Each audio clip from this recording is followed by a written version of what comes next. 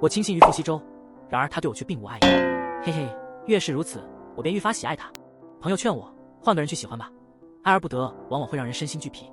我不禁失笑，在我看来，男人若是爱而不得，便会不择手段，并交诚信地将对方囚禁起来；而女人爱而不得，就得化身虐文里的女主，卑微地祈求爱情。我理直气壮地回应：不好意思，姐就喜欢玩这种强制之爱。我与傅西周的婚姻，乃是我强求而来。在旁人眼中，我们只是商业联姻的一对夫妻，毕竟他从未爱过我。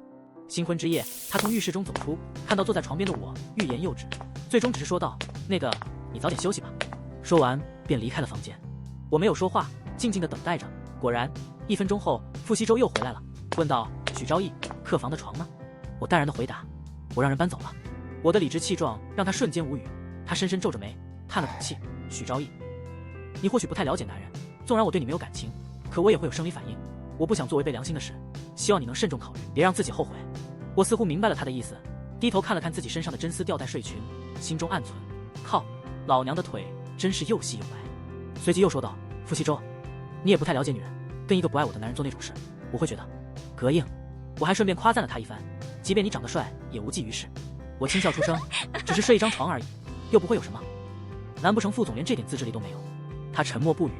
傅西周身上有着一种看似平静却又透着疯狂的气息，即便天塌下来，他也能淡定地喝上一杯茶，然后看着四处逃窜的路人，继续悠然地品茶，最后还会感慨一句：跑什么呀，反正都得死。远看他宛如一个临危不惧的强者，近看却发现他不过是个疯子。每每看到他这样，我都恨不得将他那平静的假面撕得粉碎。许昭义，我们说好的1年后离婚，你别太过分，这不还没到1年呢。傅西周转身欲走，我拿起手机威胁道：你敢走，我就给赵阿姨打电话告状。傅西周停下了脚步，赵阿姨临走前狠狠地骂了傅西周一顿。我说不让你跟柳依依在一起，你不听，非要跟她结婚，结果人家在婚礼上跟她前男友跑了，你高兴了？要不是昭昭来帮你救场，咱们老傅家的脸面都要丢尽了。好好对待昭昭，你要是敢让人家头婚变2婚，我抽死你！柳依依是傅西周的青梅竹马，她的白月光也是他原本要娶的人。看着纠结的傅西周，我安慰他道：没关系，你要是实在接受不了，就睡地板吧，反正我要睡床。说完，我便盖上被子，美滋滋地睡去。片刻后，傅西周认命般地睡到了另一侧。傅西周毕竟是第一次结婚，对象又不是自己喜欢的人，他还无法接受自己已婚的事实，更无法接受与一个女人同床共枕，所以他辗转反侧，难以入眠。看到身边的人睡得很沉，他不禁觉得对方的心真大。许昭义，迷迷糊糊间，他叫了我一声：醒醒！我心中厌烦，最讨厌睡觉被人打扰了，但想到他毕竟是我爱的人，便强忍着不悦问道：什么事？他面无表情，声音懒散：我睡不着，你也别睡。我忍无可忍，狠狠地瞪了他一眼：再吵我就亲你！顿时房间里安静了下来。随后我又吩咐道：我明早有个会，记得6点叫我起床，一定要叫醒我，我有起床气。傅西周有些凌乱。第2天早上，我睁开眼，看到穿戴整齐的傅西周站在床前，不知道在想什么。我拿起手机一看，6点20了。你怎么不叫我起床？正想叫你呢，来得及。下不为例。傅西周记得这件事，但显然还没习惯丈夫的身份，在床前干站了20分钟，还是开不了口。你下班后有事吗？没。我微微一笑。那你来接我下班？你不是有车吗？你要尽快适应你的身份，至少在这1年里，你必须做一个合格的丈夫，来接新婚妻子下班，这是很正常的事。傅西周还想争取一下，不顺路。你是不是忘了我们为什么会结婚？我开始道德绑架他。他沉默了片刻，妥协道：知道了。傅西周和柳依依的婚礼上，柳依依当众逃婚，傅家颜面尽失。虽然我是自愿当替补的，但毕竟挽回了傅家的颜面，他是受益者。出门前我又想起一件事，对了，从你公司到我公司的路上有一家 WE 蛋糕店，记得帮我带1块，我要抹茶味的。傅西周似乎没想到我使唤他那么熟练，但也没说什么。其实我并不怎么想吃那个蛋糕，只是单纯想给他找点事做罢了。他心里没有我，但我会让他的生活里处处都是我。傅西周逐渐在适应他的新身份，按照约定做一个好丈夫。我发给他一份文件，上面详细记录了我的习惯和喜好，以及对他的各种要求，比如每晚6点半前必须回家，加班和应酬要提前报备，我打电话他必须接，开会应酬不方便接电话时要发信息说明，出差要给我带礼物，且要根据我的喜好亲自挑选。我让他背诵这份文件，他不服气。我说你不背我就亲你，他只好乖乖背诵。背了2页之后，他很不满地说道：你要求怎么这么多？洗澡水温都要45摄氏度，高1度都能烫着你了。我白了他一眼，说道：别问那么多，你照做就是。你为什么不了解一下我的习惯？这不太公平吧？我朝他灿烂一笑：你喜欢吃苹果、橘子、葡萄，讨厌吃梨，吃饭不挑食，但偏爱咸口，不怎么吃甜的，唯独爱吃糖醋排骨。好了，别说了。他又默默地去背文件了。我和傅西周的婚姻，很多人都不看好。闺蜜简瑶也劝我，傅西周喜欢的是柳依依，你跟他在一起会很痛苦的。我不解地问道，我嫁给自己喜欢的人，他娶了自己不喜欢的人，痛苦的应该是傅西周才对啊。都说强扭的瓜不甜，但显然被扭下来的瓜更惨。简瑶一时竟无法反驳，可他毕竟心有所属。虽然你们现在的生活很平静，可万一柳依依回来了怎么办？你为了留住她，为她奉献自己的所有，被挖心挖肝挖肾，还要经历流产绑架，最后只换来了她一纸离婚协议。最后你死了，她疯了。我无语地说道，简瑶，你有病吧？你最近又看什么小说了？她嘿嘿一笑，傅总别虐了，夫人死了3天了。我无奈地摇摇头，说道，我之前看强取豪夺和病娇文，不是说挺甜的吗？简瑶蓦地发觉自己的眼界得拓宽了。我轻轻一审，抱歉呀，姐可不中意虐情那一套，姐钟情的是强制之爱，爱而未能得，倒也无妨。只要我在这感情关系里牢牢掌控主动权，那就没人能伤害到我。傅西周可以不爱我，但他必须对我好。倘若他胆敢对我不好，那我就强制他对我好。要是强制不了，那就换一个对我好的人。不过就目前傅西周的表现来看，我还舍不得舍弃他呢。谨记着一条准则，谁都能委屈，唯独不能委屈自己。我应允了傅西周，1年后与他离婚。倘若到那时他依旧不爱我，那我这1年可就爽翻了。于是在我的强制之下，傅西周乐呵呵的给我做饭，乐呵呵的去接我下班，给我带美味的食物，乐呵呵的给我放洗澡水，还要乐呵呵的在拍卖会上为我拍下价值2000万的项链。最终我满心愉悦。回到家中，看到厨房里正为我洗手做羹汤的男人，我微微轻叹，傅西周，突然间觉得你挺可怜的，我决定要对你好一些。毕竟在新婚当日，新娘逃婚，他被迫娶了我这个他并不爱的人。傅西周淡淡的瞥了我一眼，示意我继续说下去。今晚就不用你帮我放洗澡水了。傅西周，你有睡觉开灯的习惯，这2日晚上床头都有一盏小夜灯亮着。他应道，我不太习惯，要不你改改吧，我给你买个眼罩。他冷冷地扫了我一眼，啊，是这样啊，好吧，为了你，我愿意。傅西周的厨艺着实不错，我夸赞道，你做菜怎么这般好吃？留学的时候练出来的。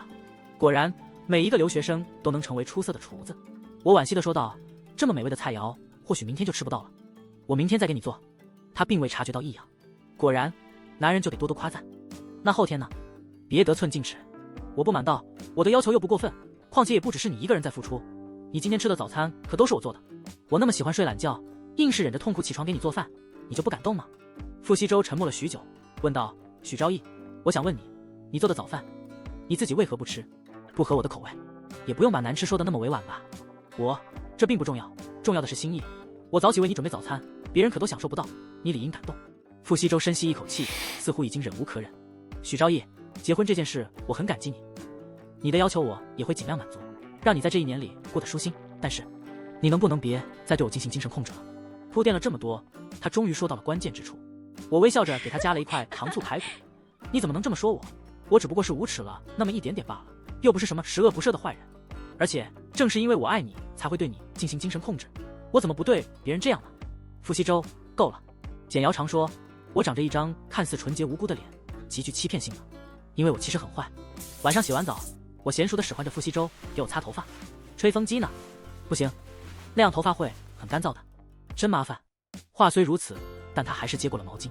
我想起白天简瑶讲的那些掏心掏肝掏肾的狗血故事，觉得还是得提前做好防备。傅西周，你可以不喜欢我，但你一定不能伤害我，我可是很小气的，有仇必报。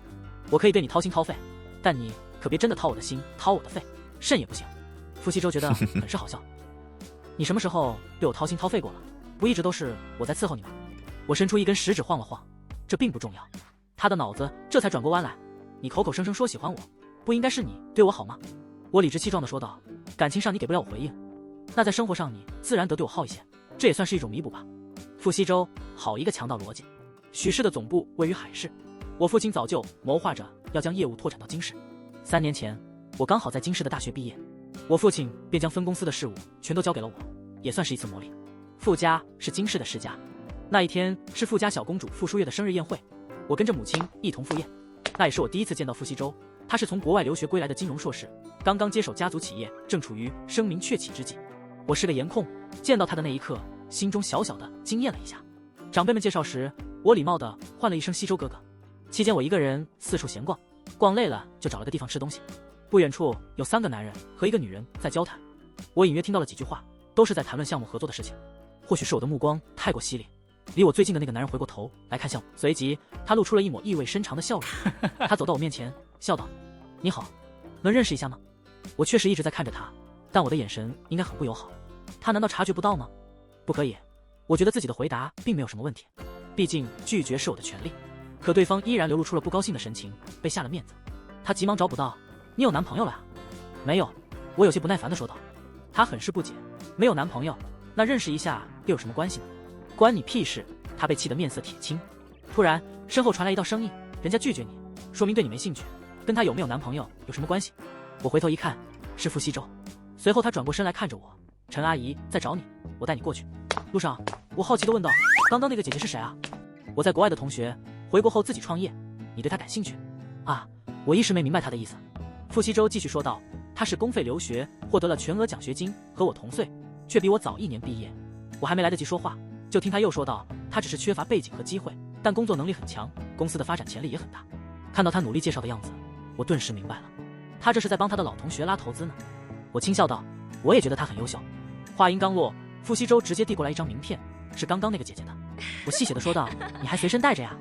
他也没有隐瞒的意思，同学一场，帮个忙罢了。他不仅容貌出众，品行端正，性格也十分和善。我接过他递来的名片，回应道：“西周哥哥的友人便是我的友人，我定然会帮忙。”他愣了一瞬，似乎没料到我会如此热情。“那西周哥哥可否也帮我一个忙？”“啊，什么忙？”他问道。“方才与你一同玩耍的那位身着蓝色衣裳的男生是谁啊？是你的朋友吗？”“那人名叫顾之言，我知晓，他是顾家的独子，但我之前并不认识他。他叫顾之言，是儿时一同玩耍的伙伴。”我满含期待地看着他：“那你可否带我去结识他？他长得着实帅气。”傅西周望向我，眼神中透露出一丝深邃。“就只是因为他长得帅？”我重重地点了点头，眼神中透露出无辜。“对啊，我们这个年纪的小姑娘喜欢帅哥不是很正常吗？你不会嘲笑我吧？”他眼神愈发深邃，随即露出一抹意味不明的笑容。“不会。”那日，我凭借着傅西周的关系添加了顾之言的微信，又通过顾之言拿到了与顾家的合作。起初，傅西周对我的态度还算较为温和。自从我开始追求他之后，一切都发生了改变。他面无表情，语气平静，却能把我气得火冒三丈。我追求他的时候，可谓是费尽心思去打探他的喜好。我给他送礼物，他却给我转账，并备注道：“谢谢，无需代购。”我借着工作的机会接近他：“傅总，晚上可否一同吃顿饭？”“傅西周，徐总，刚刚那个项目能否多让出2分利润？一起吃顿饭便可考虑。先给个甜头，1顿饭就能让出2分利润，那吃2顿？”我冷笑一声：“就2顿？你倒是不贪心，让出的利润过多，你会同意吗？”“当然不会。”“那你还问？”每次遇见我想与他搭话，他立马就离我有3米远，还挺遵守所谓的难得。没办法，我只能从他的家人那里入手。傅家和许家门当户对，赵伯母与我母亲又是旧识，无论是利益还是情分，我都是最为合适的联姻人选。我与傅伯父谈论生意，陪伴赵伯母品茶，与傅奶奶下棋，最后还带着傅西周的小妹一起打游戏。傅西周回家时，恰好看到我与他的家人相处得十分融洽的场景，他将我拉到一旁，咽了咽口水，欲言又止。“许昭义，怎么了？”我露出温柔的笑容：“你是不是想取代我？”那一刻，我感觉自己就像个滑稽的小丑。傅西周有自己喜欢的人，是与他一同长大的柳依依，可惜柳依依正与她的男友孙浩甜甜蜜蜜。孙浩是个极具天赋的画家，搞艺术的人都崇尚浪漫唯美的爱情。这么一想，傅西周也不过是个可怜的小丑罢了。呼心中顿时舒畅了许多。被我纠缠的毫无办法，傅西周问道：“你之前不是喜欢过顾之言吗？”“那不过是我随口胡诌的借口罢了。”那时的我也未曾料到自己会喜欢上傅西周啊。随即我一本正经地说道：“我发现他有抽烟的习惯，我不喜欢抽烟的人。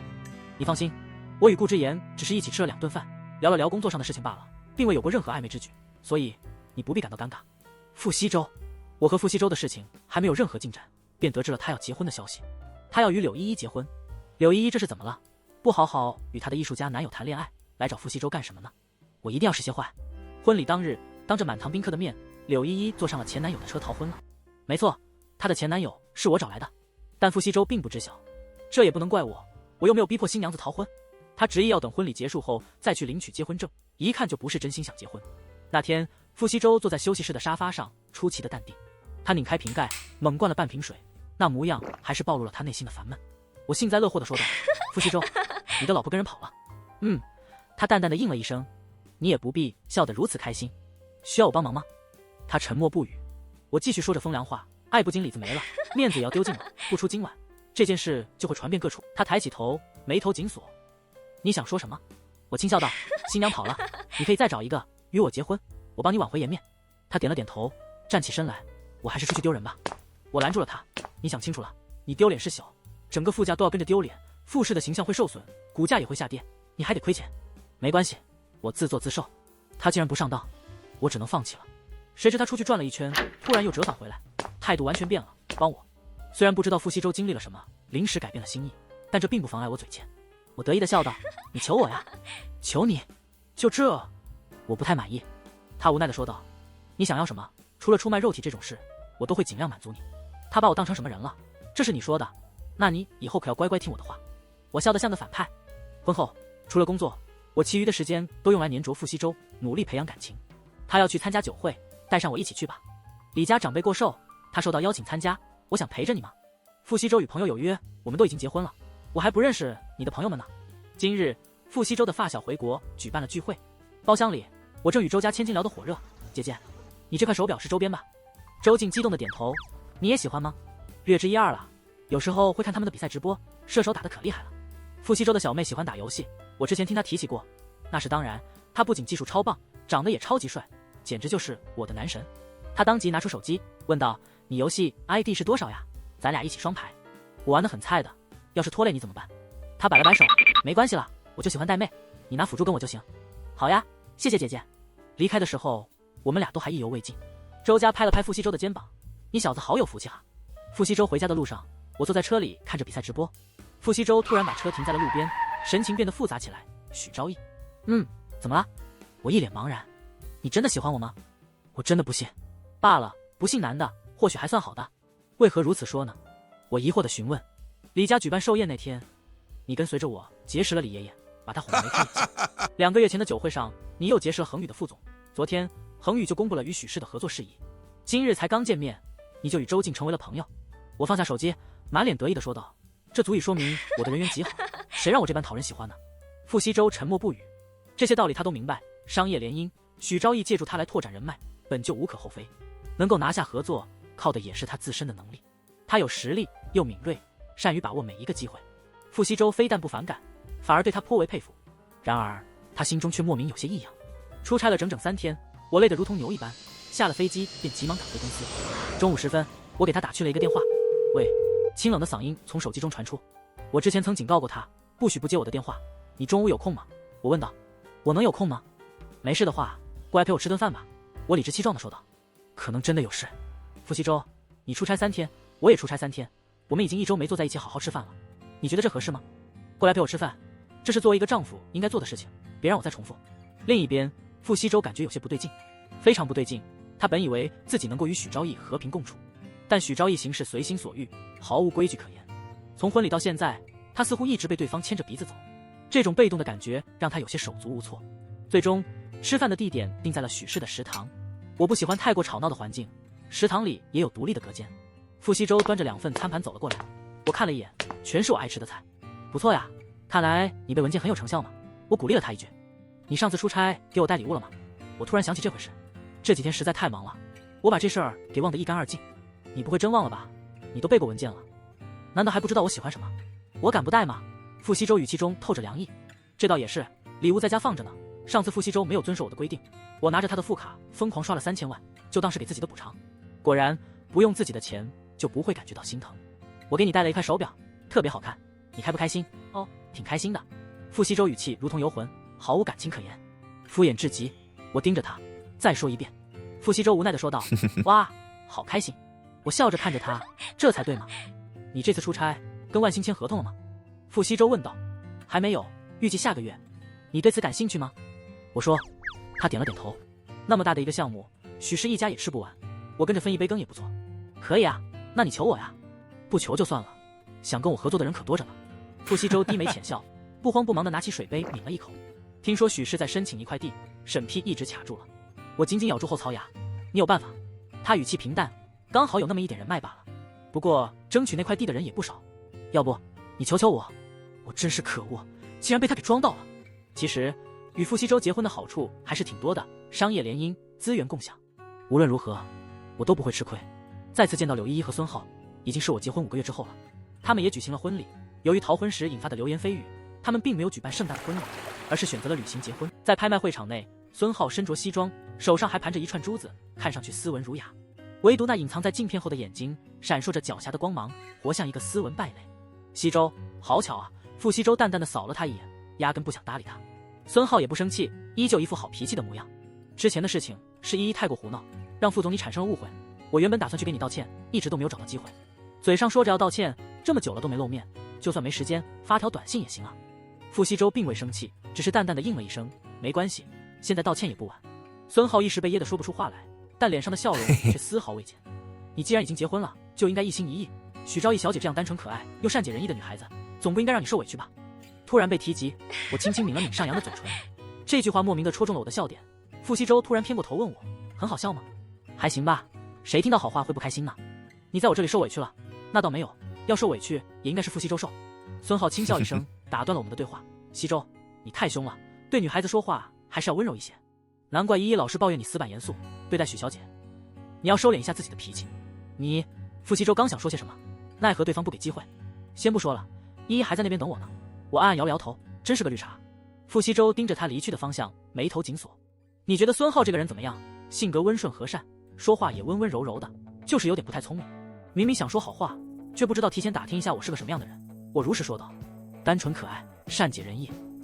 哪个字眼跟我沾边了？傅西周微笑着，你觉得我说话很凶，不够温柔。我本想回对他两句，但他神色认真，不像是在开玩笑。你不需要温柔。第一次见面时，我就已经领教了傅西周的嘴欠。听到我的话，傅西周神情一愣，随即又露出了些什么。你也不需要单纯可爱和善解人意。我下意识地点了点头，随后才反应过来他话中的意思。傅西周，你什么意思？老娘可是世界上最善解人意的人。拍卖开始了，巧的是，孙浩和柳依依就坐在不远处。柳依依是个古典系的美女，气质温婉柔顺，与孙浩倒是十分相配。西周，她轻柔地唤了一声，傅西周没有回应，一副不想搭理人的样子。柳依依尴尬地笑了笑，委屈地看了看孙浩。孙浩拍了拍他的手，没事的。我凑到傅西周耳边，低声说道：“叫你呢，西周，傅西周，好好说话。”看着柳依依坐在别人身边，你心里难受吗？你别胡思乱想了，我跟他已经没有任何关系了，更没有感情。他越是这样说，我就越觉得他是在故意装蒜。其实他心里在意的很呢，忍一时，心中的怒火便如滚油般越烧越旺，退一步，那股憋屈之感就似藤蔓般越缠越紧。凭什么独独我要承受这等苦楚？想到此处，我毫不犹豫地伸出手，朝着傅西周的腰间掐去，使出了浑身的力气。他发出一声低沉的闷哼，显然他压根没料到我会有这样的举动。可身处公共场合，他也只能强忍着，表面上依旧维持着那副从容稳重的模样。旁人见状赞叹道：“这莫不是傅总和许总吧？两人感情可真是深厚呢。”我回以一个礼貌的微笑，手上的力道却丝毫未减。过了许久，我才缓缓松开手，深深地呼出一口气，心中顿时觉得舒坦了许多。傅西周也松了口气，轻轻地揉了揉腰。我警告他，就算你心中有那等念头，也得给我憋到离婚之后。要是敢做出背叛的事，我绝对不会饶你。还有，现在可是在外面，天大的事都没有我的面子重要。你要是敢打我的脸，我必定会让你真的吃到苦头。傅西周皱起眉头，满脸疑惑：我做了什么让你产生误会的事情吗？我懒得搭理他，只是随意地指了指展台上的那套珠宝，我要那个。傅西周瞪大了眼睛：你给我买？哪儿啊，在他们眼中，钱财或许才是最实在的东西。你是真的想要，还是在生气呢？我冷冷一笑：我生气的时候，你最好能用钱来哄我开心，千万不能让男人轻易的逃避付出。那些虐文里的男主有一大半都是被惯出来的，他们或许舍得和你分手，但一定舍不得为你花费时间、精力和金钱。那套起拍价高达1000万的珠宝，傅西周刚一竞拍，孙浩就开始加价。柳依依缓缓转过身，看向我们：西周，那套珠宝真的很漂亮，我也很喜欢。傅西周神色如常：要是你喜欢，就买下来吧。话虽如此，但在孙浩加价之后，他又毫不犹豫地加了200万。这其中的意思再明显不过，价高者得。两个男人就这样针锋相对起来，价格很快就被抬到了2300万，而这套珠宝的实际价值也就2000万左右。我突然觉得有些滑稽，他到底是在和孙浩较劲，还是在和柳依依较劲呢？这几个月以来，生活太过安稳，傅西周又太过听话，我都快要忘记他爱的人并非是我。我微微偏过头，恰好与柳依依的目光对视在一起。说起来，我和他其实并不熟悉，甚至在认识傅西周之前，我都从未见过他。许小姐，实在不好意思，西周他可能还在生我的气。他笑得温婉动人，但那微微歪头的样子却充满了挑衅的意味。哼，真是可笑。我冷笑着别过脸去。傅西周，怎么了？不要了？什么？送给他吧。他并未察觉到我的情绪变化。没事，他争不过我的。眼看着他还要继续加价，我连忙按住他的手。平日里我总是嬉皮笑脸，没个正形，可如今我这严肃冷漠的模样，却让傅西周感到了一股莫名的紧张。他下意识地拉住我的手：“你怎么了？”我说：“不要了。”傅西周也不知道自己是怎么了，心中的不安愈发强烈。“你之前不是很想要的吗？我现在又不想要了，有什么问题吗？送给他就送给他吧，不就是一套首饰而已，不就是一个男人而已。我不缺首饰。”最终，柳依依如愿以偿地得到了那套珠宝。不好意思啊，徐小姐。她嘴上说着抱歉，眼中的得意却是掩饰不住的。我也没有生气，脸上依旧挂着那得体的微笑。不过是一套首饰罢了，你喜欢就好。我意味深长地说道。可要是付出的代价超过了它本身的价值，那可就真的得不偿失了。无论是物品还是人，都是如此。正巧这时，周围传来几声嘲笑。花3000万拍这套珠宝，简直是疯了！不是钱多烧的，就是脑子有问题。我可以买贵的，但不能买贵的离谱。不知是哪家的小辈说话没个轻重，很快就被一旁的长辈给制止了。孙浩和柳依依顿时愣住了，脸上的笑意也消失得无影无踪，纷纷安静了下来。最后一件拍品是一套古董茶具，那可是我今天来拍卖会的真正目标，它的价值可比那套珠宝要高得多。最终，我以8300万的价格将它拍下。返回的路上，我一直面无表情，沉着脸。傅西周好几次试图和我搭话，我都没有理会他。刚才好不容易消散的火气，此刻又重新涌上心头。把手给我！我瞪着他，眼中满是怒火。傅西周虽然不知道我要干什么，但总觉得有不好的事情要发生。见他没有动作，我一把扯过他的手，将他的袖子撸起来，然后狠狠地咬了下去。呲！许昭义，你属狗的呀？我咬的是狗。说完，我还装作吐了吐嘴里的狗毛。不，这下我心里总算舒服了一些。你到底在生什么气？我没有理他。司机在前面默默地开着车，大气都不敢出一口。回到家后，我给自己倒了一杯水，语气平淡地说道：“明天我们去办婚礼了吧？”什么？傅西周以为自己听错了。许昭义，我没惹到你吧？从结婚到现在，你提出的任何要求我哪一件没办到？我点了点头。你表现的确实很出色。我就是不想继续这段婚姻了。我反问道。迎接我的是长久的沉默。他低着头，低声吐出2个字：不离。为什么？快说！我催促道。可不是说好了1年之后再离婚吗？哼，我就知道他说不出什么好话。傅西周自己也不知道是怎么了，突然就不想离婚了。是不是今天见到柳依依，你误会什么了？我和她真的已经没有任何关系了。哼！我冷笑一声。哦，你跟我解释这些干什么？你到底为什么生气？我没生气。气氛陷入僵持之时，突然响起了敲门声。见傅西周站在那里一动不动，我没好气地说道：“去开门。”他出去将外卖拿了进来，是一盒抹茶蛋糕。傅西周解释道：“你不是说生气的时候要我花钱哄你吗？我订了你喜欢的衣服和首饰，明天才能送到，你可以先吃点蛋糕。”其实傅西周说的也没错，他确实满足了我所有的要求。可这真的就是我想要的吗？爱与不爱皆可，只要对我好，有求必应便足矣。我竟陡然间对离婚这件事心生不舍，如今还在生气吗？我没生气。傅西周，没生气，是我想给你买的。他此刻显得那般窝囊，让我都有些不好意思了。你不是喜欢柳依依吗？我放你自由，你理应高兴才是。我不喜欢她了。傅西周问道。他那般当众逃婚，给傅家丢尽了脸。你凭什么觉得我还会继续喜欢她？我很卑微吗？我倒也没有。你今日争那套珠宝，难道不是因为跟他怄气？傅西周承认道。起初确实是因为你让我买，后来竞价时确实也有生气的因素。可我不该生气吗？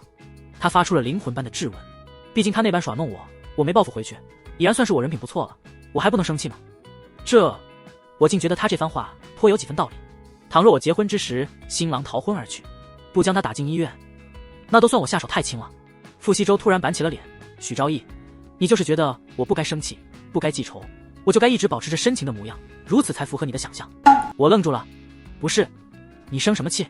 我没生气。许昭义，你说你喜欢我，其实我一直都不是很相信。那我以后对你更好些？我试探着问道。并非此意。他解释道，很多人都曾说过喜欢我，他们觉得我出身于世家，学历高，事业有成，无所不能，在感情上更是情深意重，不离不弃。但这一切都只是他们想象出来的我。实际上，我物理考试只考过16分，从未学过乐器，也不会唱歌，只因我五音不全。而且我还会记仇，存有嫉妒之心，内心也十分阴暗。我嫉妒我的妹妹，因为我父亲对她比对我还要好。上学时，孙浩得罪了我，我背地里没少对他使绊子。所以，你喜欢的只不过是你凭借想象力构建出来的一个虚幻完美的人设罢了。我这么说，你能明白吗？我点了点头，懂了。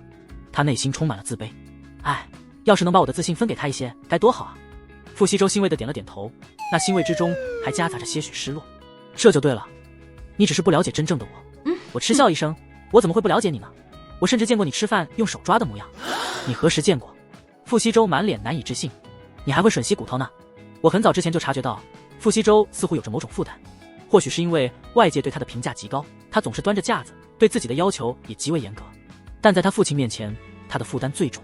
傅伯父属于那种极为严厉的大家长，对傅西周的要求格外高，能够将一个考试6分的学渣培养成高材生，足以想象到他的厉害之处。傅西周仅仅是站在他父亲面前，都会紧张不已。结婚前，赵阿姨邀请我去傅家做客，傅西周和他父亲忙于工作，回来得很晚，保姆重新为他们准备了饭菜。我与阿姨在客厅看着电视，傅家父子俩吃饭，一个比一个严肃刻板，而傅西周却淡定地夹起一块糖醋排骨，却怎么也夹不起来。直到傅伯父接了个电话离开后，他望着父亲离去的背影，松了口气，随即转头从盘子里捏起一块排骨啃了起来。因为吃得太急切，弄得满嘴都是油。你能想象得到吗？听到父亲回来的脚步声，他匆匆扔下骨头，拿起纸巾将油擦干净，仿佛刚才的一切都未曾发生过。思绪渐渐拉回，傅西周面色平静，呆呆地坐着，实则内心早已无地自容。我继续吐槽道：其实你睡觉的时候不太安分，经常踢我，我半夜都会被你踢醒。抱歉，我以后会注意的。没关系，我每次都会踢回去的。还有，没了。他一把捂住了我的嘴。事到如今，离婚的事谁都不再提起。我趴在茶几上吃着蛋糕，傅西周还在抱怨着拍卖会上的事情。你没看见孙浩那副嚣张的模样？要不是你阻止我，他绝对拍不下那套首饰。随即又补充道：我讨厌他，并非因为柳依依，上高中时我就觉得他不是个好人。你以后也离他远点。我默默地看着他，没有说话。突然觉得傅西周此刻这般放飞自我的姿态有点滑稽可笑。你笑什么？他问我。我轻咳2声，问道：你为什么讨厌孙浩？他神色怪异，形容不出来，就觉得他说话的语气很奇怪。高中时就是这样，他表面上笑嘻嘻的，看起来脾气很好，却总是在中间挑拨离间。每次跟他生气，别人都认为是我在仗势欺人。蛋糕太腻了，给我泡杯茶。他听话的照做了。你也喝点吧。我不喝。喝点吧，补补身子。傅西周不懂。我问他，那你是怎么报复孙浩的？傅西周说，我砸过他的自行车胎。想了想，他又补充道，一共11次。他每得罪我1次，我就扎1次。11次，后来他就再也没招惹过你了。我问道，后来他再也不骑车上学了。傅西周与孙浩之间还有着私仇，傅父和父母让我们回家住几天。傅西周临时要出差，就我一个人回去了。虽说傅父和父母之间也算相敬如宾，关系和睦，但我还是不太喜欢傅家的那种氛围。晚上，我在客厅陪着贺小妹一起打游戏。嫂嫂，你能不能跟哥哥说一声，别再给我补课了？傅书月今年初1考试没考好，傅西周在假期给他请了家教辅导。我摸了摸他的头，你哥哥是因为看你考得太差才给你补课的。可是爸爸都说我学习不好也没关系，以后有哥哥养我呢。傅书月年纪最小，在家里也是最受宠的，就连一向严肃古板的傅父在他面前都宛如一位慈父。我轻笑出声，那要是你哥哥不愿意养你了，可怎么办？那应该不会吧，虽然他年纪比我大，长得也不咋好看，脾气还很臭，老是凶我，但他会给我零花钱，还会给我买好多礼物呢。哈哈，看来傅西周在这个家里还挺不受待见的。爸妈说我是傅家的小公主，以后嫁人了，他们会给我挑选全世界最好的男人，一辈子对我好。听到这里，我嘴角的笑容渐渐凝固了。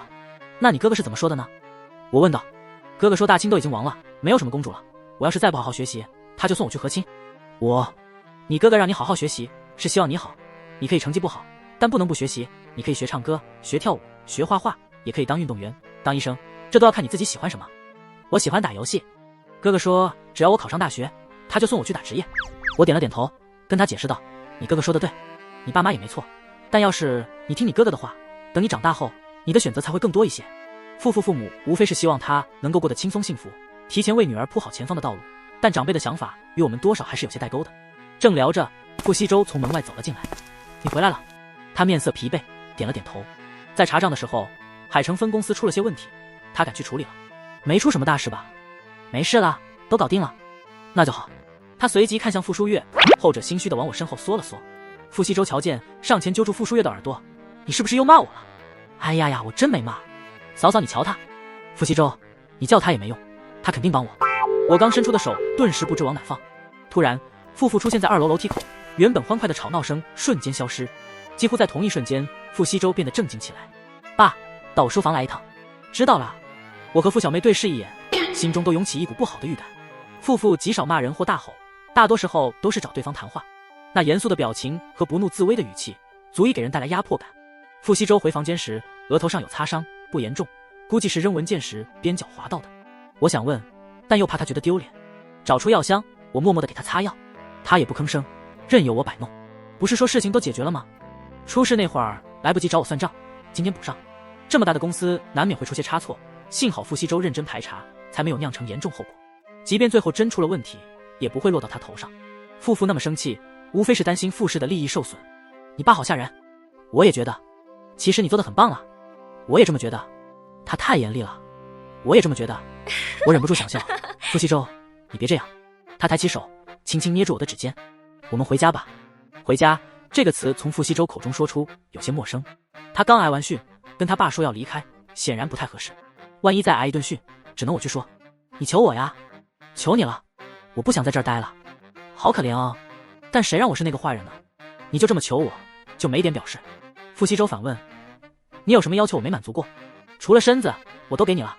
除了身子，都给了。真的吗？3分钟后，傅西周被我按在床上，上衣被掀起。虽然我是个颜控，但也只是看看脸，没那么好色了。但最近老是看到他的腹肌照。我靠，原来摸起来是这种感觉啊！我的手缓缓往下滑时，突然被按住。傅西周脸颊泛红。别闹了。我也没再为难他，怪不好意思的。我现在仔细一想，傅西周那么听我的话，一半是因为结婚前他对我的承诺，会听我的话，还有我对他的压迫。另一半原因，估计是他吧。如果我们对外表现出感情不和，传出婚变的消息，会影响傅氏的股价，傅父肯定会生气。联姻要是中断，傅父会更生气。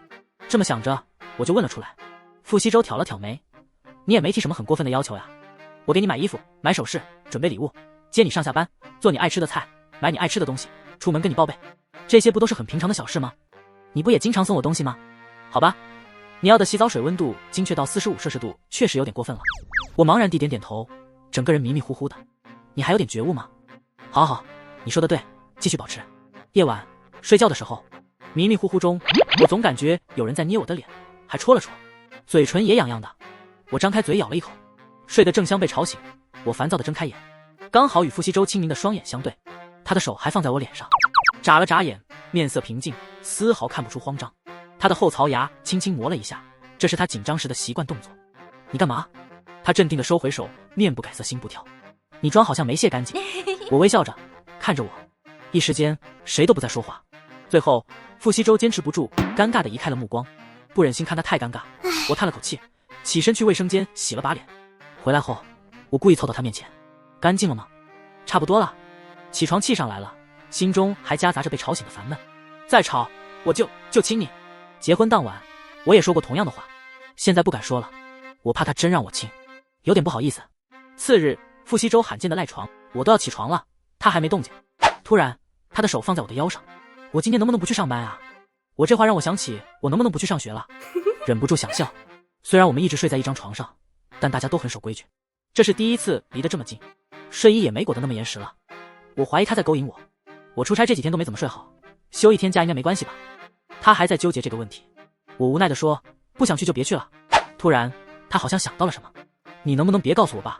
见我没说话，他以为我不答应。求求你了。我够了。他和朋友有约会。我问他，你什么时候回来？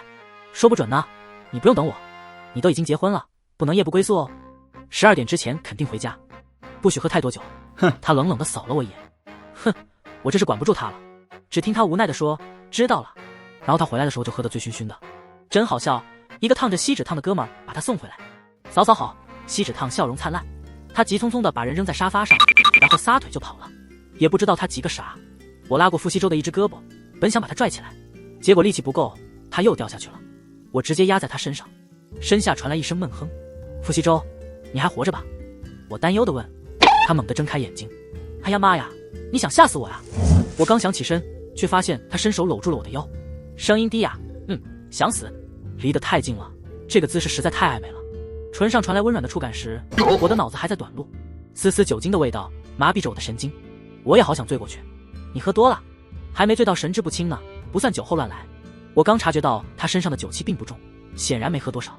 所以你是清醒着占我便宜？那我让你摸一下。以前傅西周要面子的时候，我可以毫无顾忌的不要脸，然而现在他比我还不要脸，我有点不好意思了。傅西周，你这算什么呀？他不说话，你不爱我还亲我，不爱我还占我便宜，不爱我还勾引我，你这就是耍流氓，卑鄙无耻，道德败坏。我站在道德的制高点之上，毫不留情地对他进行批判、指责与质问。他瞬间满脸羞愧，内心深感惭愧，恨不得找个地缝钻进去。接着他缓缓抬起了手，轻轻地推开了我，吐出几个字：对不起。这算什么？我想听的仅仅是一句对不起吗？我站起身，抓起一旁的抱枕，毫不犹豫地砸向他的脑袋。傅西周当晚便睡在了沙发上。当我陪简瑶逛街时，收到了傅西周发来的消息：你别生气。随后便是几张奢侈品的照片。我回了一句：我这2天住在朋友家，然后淡定地关掉了手机。简瑶看到我把刚挑好的镯子退了回去，问道：不买了？傅西周给我买好了，挺有眼力劲儿啊，你还生气吗？我悠闲地摇了摇头，生气并非只是一种情绪，更是一种态度。我要让他觉得我真的生气了。现在你打算怎么办？马上就到沈老爷子的寿宴了，傅西周的祖父和沈老爷子是故交，他肯定会被邀请。我打算让傅西周带我一起去。啊！简瑶一脸疑惑，我这话题转变的也太快了。我解释道：沈家在金氏的地位举足轻重，打好关系，许是在金氏发展起来会更加顺利。沈老爷子喜欢收集古董，上次拍卖会上拍下的那套茶具正好可以派上用场。简瑶震惊不已：你这可真是感情与事业都兼顾得妥妥当当啊！我无奈地说：那又能怎样？眼看着我和傅西周离婚的日子越来越近了，人我曾经拥有过，就算得不到他的心，怎么着也得多争取些利益，才对得起我这1年的青春。这时手机突然响起一个陌生的电话：许小姐你好，我有件事想和你聊聊。我一头雾水：你是？我是柳依依。不好意思，我现在没时间，如果是谈工作的话，麻烦你找我的助理约时间。许小姐，我知道你和西周只是商业联姻，那场婚礼原本是属于我的，只是侥幸让你当了替补而已。哦，那又怎样？我希望你能放过他。他语气十分认真。啊，不是吧，这跟你有什么关系啊？我们找个时间出来好好聊聊吧，毕竟我知道一些关于你的秘密。他的语气中充满了威胁。我警惕起来：你偷我公司机密了？没有。哦，那没事了。我松了口气，连你都能打听出来的秘密，想来也不是什么重要的事。我直接挂断了电话，堵住了他后面可能说的话。这柳依依是不是有病啊？我和她很熟吗？我忍不住吐槽道。简瑶嗤笑一声：你不懂，他最近和孙浩过得不太顺心，估计又想回头找傅西周了。原来是孙浩想去西藏寻找灵感，但柳依依的工作脱不开身，2人又吵了起来。当初他们吵架就是因为这个原因。孙浩总是喜欢四处欣赏美景、采风、寻找灵感，而柳依依却希望他能留下来陪自己。2人都不愿意让步，最终闹到了分手的地步。柳依依一气之下找上了傅西周，要和他结婚，其实就是为了逼迫孙浩留下来。但孙浩以为他是真的要结婚了，便收拾行李，打算离开这个让他伤心的地方。可谁能想到，他们竟然遇到了我这个好心人呢？我找人联系了孙浩，告诉他他还爱着你，只是在故意气你，在等你去抢婚。于是就有了后面的事情。孙浩选择留下来陪在柳依依身边，但现在显然是后悔了。傅西周就算不喜欢我，也不可能再和柳依依有什么瓜葛。想起上次他谈起柳依依时的态度，简直恨不得把他的脑袋拧下来。柳依依还在给我发消息约我出去，我可不会让这些琐事扰乱我的心神，于是把通话录音发给了傅西周。你自己惹出来的麻烦自己去处理。傅西周急忙打来电话：你别听他胡说八道，他和孙浩夫妻不和，就跑来挑拨我们的感情，我算是看明白了，他和孙浩是一伙的，就是见不得我过得好。我靠，这脑回路可真新奇。我不管，反正你去把事情解决好，我只看结果。所有让我不开心的人都应该从我的生活中消失，更何况这明明是傅西周惹出来的麻烦，凭什么要我来承担？他反问：我去处理，不然呢？难不成要我去给你收拾烂摊子？傅西周，你给我记住，我只负责处理你。知道了。你什么时候回来？他的声音中透露出一丝委屈。过2天再说吧。挂了电话，我和简瑶找了个地方吃饭。真是一点小事都耽误我逛街了。我在简瑶那里住了几天，直到沈家的宴会，傅西周来接我。他看着我穿着礼服的模样，轻声说道：很漂亮。我有眼光。他轻轻地握住我的手：今天跟我回去吧。凭什么？怎么还能这么晚？宴会上我送出了那套茶具，沈老爷子非常喜欢。傅西周没有任何表示，沈家却默认是我们夫妻一起送的。我斜睨了他一眼，扬起笑容，眼神中透露出一丝阴森。哼，想蹭我的礼是吧？傅西周凑到我耳边，轻声说道：你送和我送有什么区别？我微笑着说：我花的钱，你的钱，我的钱有什么区别？他无奈地说：我的副卡在你那儿还不够你刷吗？那好吧。宴会就是一种特殊的应酬，免不了要喝酒。我跟傅西周打了个招呼，便出去透透气，找到了一个安静的地方，凉风拂面，我舒服地呼了一口气。碰到柳依依时，我很是惊讶。姐姐，你到底想干什么呀？她轻轻笑了笑。许昭义，我们需要聊一聊。你去找傅西周聊不行吗？我们俩又不熟。傅西周真没用，他到底是怎么处理事情的？柳依依的脸上闪过一丝尴尬。其实傅西周找过他，但显然不太顺利。他随即换了一副表情，委屈地哀求道：许小姐，你们之间没有感情，为什么非要缠着他呢？原本我和西周是要结婚的，是你，但是你逃婚了。我打断了他。大姐，我提醒你一下，你已经结婚了，你想出轨，孙浩都不管你吗？不要跟我提孙浩。他的情绪变得激动起来。他的爱太廉价了，背着我在外面养别的女人。我靠，还有这事儿？是我瞎了眼，我当时选错了人，我应该选择西周的。我一定会让孙浩后悔的。这是什么脑回路？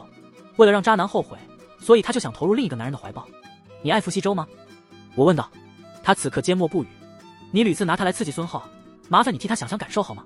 柳依依简直将傅西周不当人看待啊！那跟我有何相干？你老是找我做什么？我满脸疑惑。柳依依发出一声冷笑。当时通知孙浩来抢婚的人可是你吧？这的确是我做的事。我猛然想起他之前说知晓了我的秘密，顿时明白了缘由。许昭义，我如今的处境都是因为你，他竟对我心生怨恨。倘若我将此事告知西周，你尽管去。我真是服了。我拉起他的胳膊，拖着他就走。快走吧，快走，我带你去。小样，还想威胁我？只要我暴露的足够迅速，就不会再有秘密。突然，柳依依握住我的手，朝反方向用力一拉，我一个踉跄，扑通，他落入了身旁的水池之中。还好，还好，我稳住了身形，着实把我吓了一跳。许昭义，傅西周的声音从身后传来：你没事吧？我摇了摇头。水池里的柳依依大声呼救：傅西周，没事，他会游泳。万一他抽筋了呢？说的也是。于是傅西周和柳依依一同呼救。前来参加宴会的人众多，很快便有人赶了过来。柳依依披着毯子，不停地颤抖。许昭义，当时西周要娶的人本就该是我，你可不能因为这件事就害我啊！傅西周忍不住反驳道：你别颠倒黑白，明明是你想把他拉进水里，结果自己倒霉，脚一滑就掉下去了。这是傅西周眼中所见的情形。西周，不是这样的，你要相信我。柳依依泪眼婆娑。傅西周叹了口气：柳依依，你跟我说实话吧，是不是孙浩让你来捣乱的？不过眼下我已无暇顾及他们俩了。围观的人议论纷纷，又开始提起之前婚礼上的闹剧。当时确实是傅西周与柳依依举行婚礼，谁能想到柳依依竟和她男朋友私奔了。傅家难以收场，这才找来许昭义挽回了颜面。许昭义成了替补新娘，这简直就是一场三角恋啊！你说这事儿闹的真让人心烦。我最讨厌别人在我耳边叽叽喳喳，谁能帮我转移一下他们的注意力啊？我拉住傅西周的手，对他露出温柔的笑容。过来。他也对我报以微笑。我取下他手腕上价值300万的手表，嘴上继续回应着柳依依的话。柳依依，你或许不太了解我。我的手轻轻放在傅西周的胸膛上。我向来行事光明磊落，猛地一使劲，这事儿是我干的。傅西周努力从水池中爬了上来，他怎么也没想到这件事怎么会落到他头上。许昭义，我顿时有些愧疚，接过旁边递来的毯子帮他擦拭着。返程的路上，司机在前方驾车，我坐在后座的左侧，傅西周坐在右侧，中间隔着很大的空隙。傅西周，你为何生气？你在对我冷暴力。傅西周，别推卸责任，明明是你将我推下了水。我笑了笑。那我问你，是谁把柳依依招惹来的？是孙浩。我实在是受不了了。首先，我与柳依依并不熟悉，我们才见过2次面，跟孙浩更是素不相识，所以不可能是我。其次，柳依依是你认识的人吧？我问道。是，他如实回答。孙浩也是你认识的人吧？是，这麻烦不就是你惹出来的吗？是吧？但你惹出的麻烦却落到了我头上，我替你承担了后果，所以让你去水池里泡了一会儿，你觉得委屈吗？不委屈。上次让你处理此事，你是怎么做的？嘿嘿，之前是我暗示孙浩去抢婚的，我有些心虚。你，傅西周震惊不已，为了得到我，你还真是费尽心思。你不生气吗？毕竟孙浩抢婚让你成了众人的笑柄，有没有你，我都会成为笑话。傅西周感慨道。婚礼那天，柳依依穿的是平底鞋，我都看在眼里，她和孙浩分明是串通好的。什么？我好像没弄明白。傅西周看了我一眼，无奈地说道：算了，你不懂。我满脸疑惑。傅西周默默地坐了过来。回到家中，傅西周打开灯，我这才发现客厅里堆满了礼盒和袋子，上面的标识都是我喜爱的品牌。上次他发的照片中的物品也没这么多啊。这些都是给我的。他点了点头，声音低沉沙哑。那天我并非故意惹你生气的，我原本打算回答的是我爱你，所以才亲吻你，我爱你，所以才占你便宜，我爱你，所以才故意勾引你。那天晚上你为何不说？他神情认真，那样不太正式。我觉得不应该如此含糊不清的开始，连一束花都没有。你那天说对不起又是何意？我问道。我确实是借着酒意故意亲吻你，且未征得你的同意。我不自在地点了点头。那花泥……叮咚，门铃响起。傅西周微微一笑，到了。我将礼物堆放在一起，一件一件地拆开。尽管我喜欢绿色，但这个款式的粉色更为好看。再给你买。这个都已经没有现货了，你是怎么买到的？你猜猜看。傅西周将头靠在我的肩膀上，手缓缓地覆盖到腰间，从身后拥抱着我。手中的礼盒被他拿走，这些都属于你，以后慢慢看。现在不知傅西周是用了何种手段，柳依依再也没来烦过我。他与孙浩离婚了，对方确实养了一个学绘画的大学生，嘴上说着是思维的共鸣，灵魂的伴侣。孙浩毕竟是个小有名气的画家，斩获过不少大奖，是有粉丝的。有句俗话说得好，尽量不要与艺术家做朋友，因为认可他的作品未必认可他的人品。这件事闹得沸沸扬扬，在餐厅用餐时，我遇到了几个眼熟的人，他们也在谈论这件事。小姑娘年纪轻轻，不好好做事，非要当小三，现在直接被学校开除了。我摇了摇头。他们骂那个女大学生，议论柳依依，我暂且不论。为何孙浩能在这件事中全身而退？我讨厌柳依依，但我讨厌的人多了去了。她算老姐，我暂且还没弄清楚。不过目前孙浩排在首位。我问傅西周，他们为何不骂孙浩？傅西周，我早就说过，孙浩不是什么好人。我讨厌的人不多，他绝对排在第一。我用下巴指了指，你去跟他们理论理论。什么？我不喜欢搬弄是非，你替我去说。我说的理直气壮。我替啊！他震惊不已。见我丝毫没有改变主意的意思，傅西周有些怀疑人生。我换种方式去说行不行？我点了点头，随便，你自己看着办吧。几天后，傅西周买下了一个热搜：景浩某画家出轨女大学生。我看了看日期，恍惚间想起一件事，今天好像是我们离婚的日子。傅西周，为什么？你自己说的1年就离婚。我当时多嘴了，你自己说的1年就离婚，如今情况已大不相同。我着实未曾料到自己竟会爱上你。你曾亲口言明1年后便要离婚。傅西周，你舍得与我离婚吗？离婚后，谁还会为你烹制你爱吃的菜肴？谁会唤你起床，接送你上下班？谁能如我这般听话，任由你差遣？你洗澡时偏爱45摄氏度的水温，洗完头发不洗用吹风机，每次我都会用毛巾细细为你擦干。我悄然叹了口气，婚前我那般热烈的追求你，你却对我总是爱答不理。傅西周，那我便再追你一次。这可是你说的。他露出笑容，你是不是就一直在等我这句话呢？我眨了眨眼，并未言语。好，我追你，但不能离婚，你就暂且假装我们已经离了，好吧？